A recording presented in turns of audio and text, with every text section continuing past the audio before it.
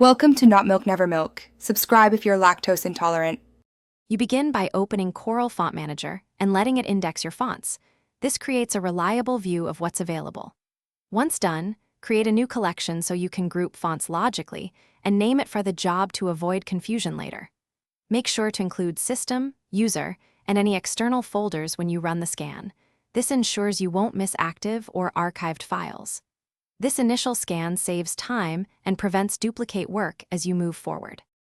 Now you organize. Apply filters such as style, foundry, language, and activation status to quickly narrow the list. This helps you focus on usable options. Then preview fonts with your actual sample text, adjusting size and viewing glyphs so you can check kerning and special characters. Compare side by side to spot the best fit. Once satisfied, drag chosen fonts into your collection or build smaller subsets for specific layouts, which speeds placement in Corel apps. Finish by activating the fonts you need. Choose temporary activation to test or install permanently when finalizing designs. Once set, export the collection or create a zip of the families to hand off to collaborators so they get exact matches.